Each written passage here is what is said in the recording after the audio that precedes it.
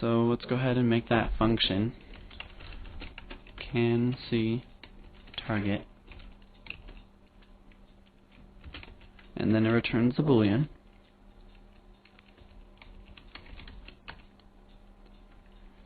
First we're going to do an if vector3 dot distance, the distance between transform position and target position. If that's less than, or if that's greater than attack range, then just return false. Remember how earlier attack range equaled 100, I think? Where did I put it?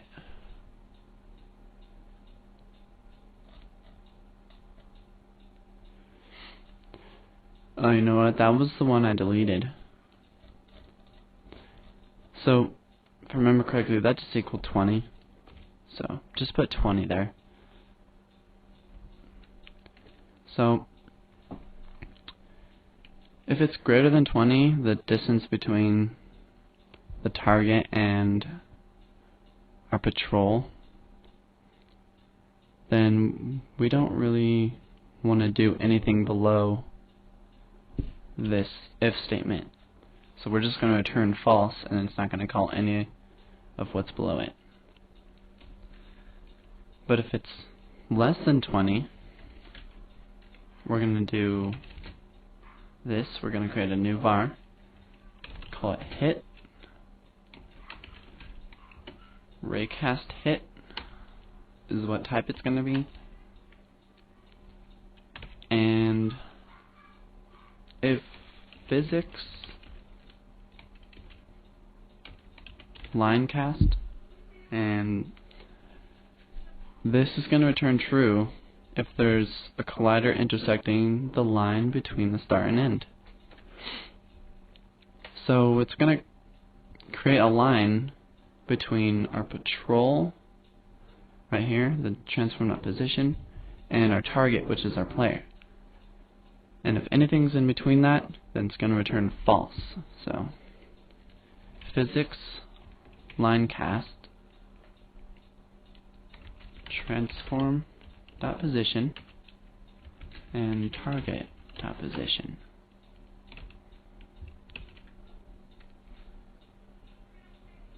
And we also want to put in hit, which is this raycast hit. If you watched the muzzle flash tutorial, you'll know that this hit is gonna give us the information of where that's hit. So, in case you didn't know, that's what hit's gonna do. So if there's nothing in between the line cast, return hit.transform equals target, which is inevitably going to be true. And make an else if. So this statement is only going to be checked if this is false. So else if exclamation mark, which is equal to not. So if not physics line cast transform position target position, if there's something in between the line, like if something's intersecting it, then we actually want to return true.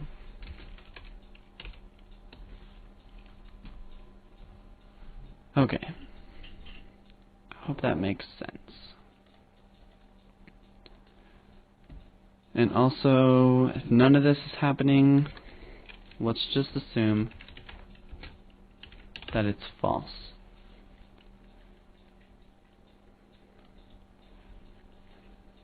Now, back up in our instantiate bullet function, I'm just gonna go ahead and write that code really fast because I don't really feel like it needs explaining because this is an AI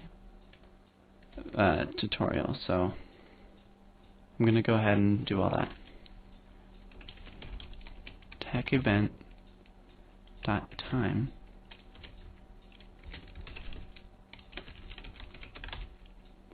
And in case you want to know, the time is when our attack event is going to be calling instantiate bullet. So animation attack.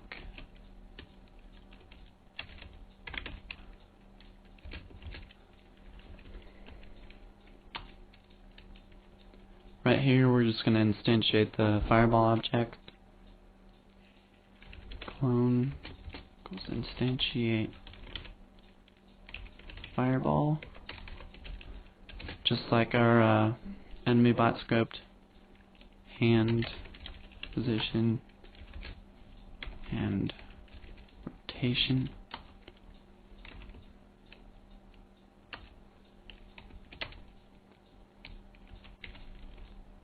Ignore the collision between our clone and our collider.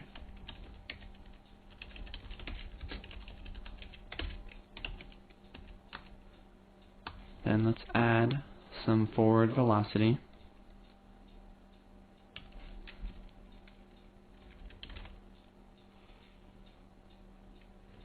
So clone rigid body velocity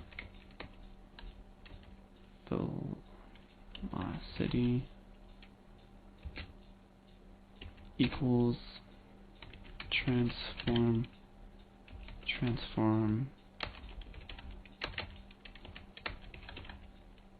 direction vector 3 dot forward times 20, and then destroy, and then add the bullet script the bullet script it's funny to say, but just like we did in the enemy bot script, we added that script in code. Equals clone game object add component, and this is why that bullet script naming was so important, that it was the same.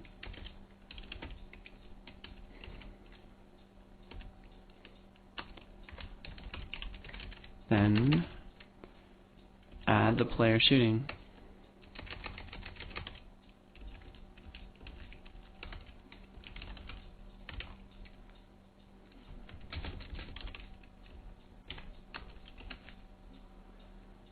Okay.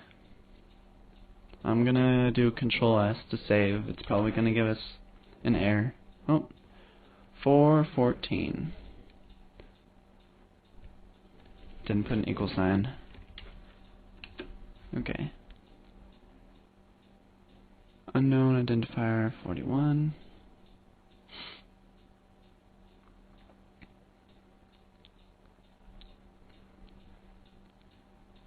Pick next waypoint. They'll probably be fixed after we're done with our whole script, but just make sure to save it so you don't lose all your work.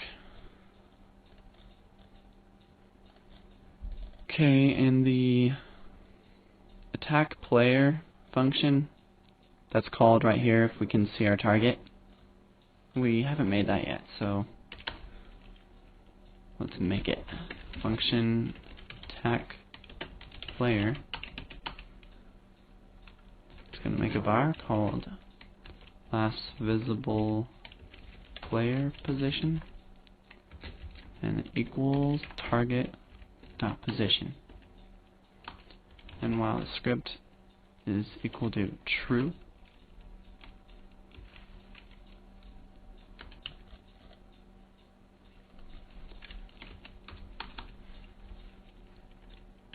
we want to call a target equals null if statement, because if we forgot to drag our player into our target in our inspector, then it's gonna just name it null, and that's important so we don't crash our game. So if target equals null, return. And that also makes our script much more efficient. Make a new var, call it distance, make it equal to vector3 dot distance. Same thing, transform dot position, target dot position, and if distance is greater than not shoot range, but 20 times 3, I think, let me see. Oh, we actually did define shoot range. It was that other distance that we deleted, so actually change this to shoot range times 3. Okay.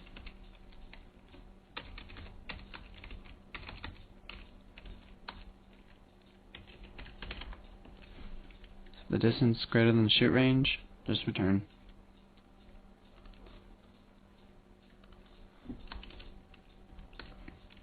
We also want to update our last visible player position. We want to make it equal to target position again. And if distance is greater than don't come closer range, we're going to move towards last visible player position. Again, move towards is a function we have not made, but just know that the move forwards is going to move our transform towards a given vector, which is this, our position, our last visible player position. Why it's called last visible player position is because say we go outside that wall. Right now we're behind it. If we go over here, he's going to spot us and start running towards me. But if I go back and hiding behind this wall, he's going to keep on moving towards the last visible player position. Because that's what smart AI does. It doesn't stop after you. It doesn't know where you are. It's going to want to find out where you went. So it's going to keep on heading towards that that position until 3 seconds later. So 3 seconds later, it's just going to give up. But we'll define all that later. And we also want to do if the distance is less than or equal to, I like how I spell it right, don't come closer range.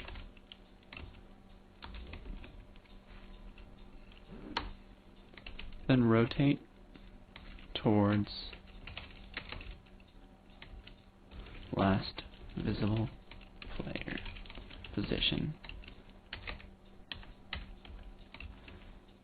And that's another function we have not made. It is a function in Unity right now, in the default Unity API, but we aren't going to use it. We're just going to make our own and override it. And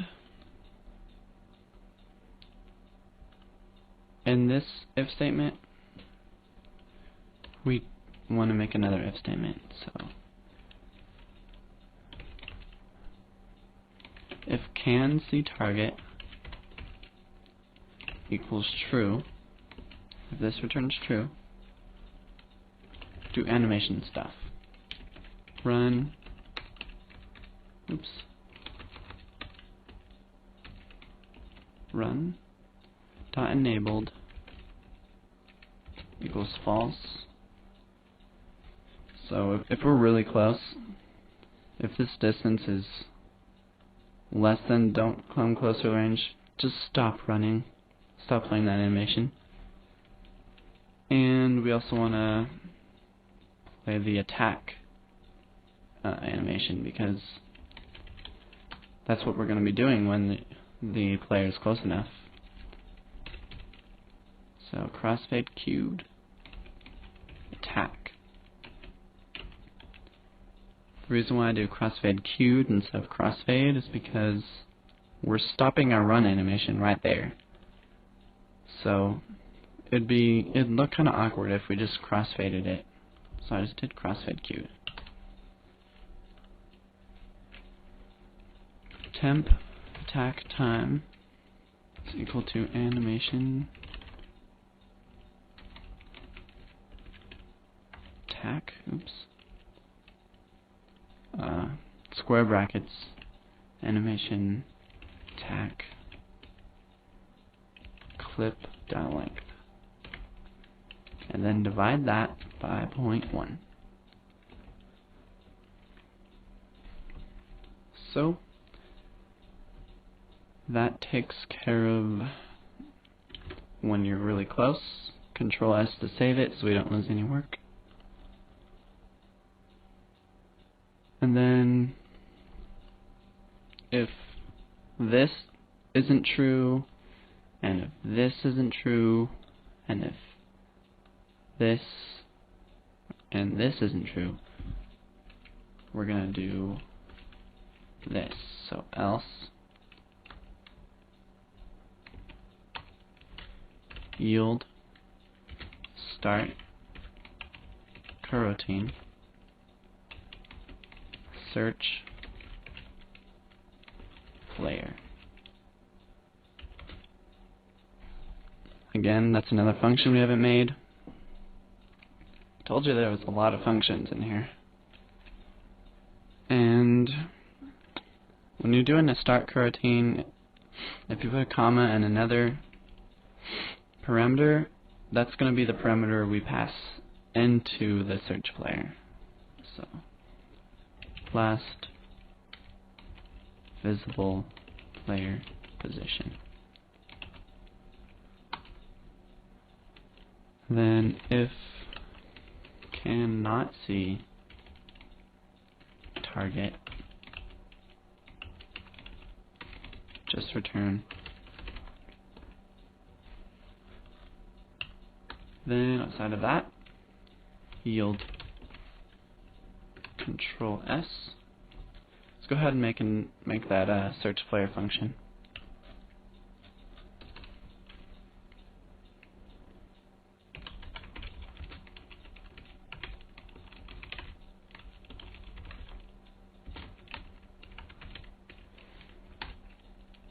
And I'm just gonna save after this, and I'm gonna go ahead and show you what's going on here, because we're writing a lot of script. I'm not showing you anything visual, so it's not going to be much right now because our script is not finished. But Control S, save our scene so we don't lose anything, just in case we crash. And let's play it. Ignore the errors. Play it again.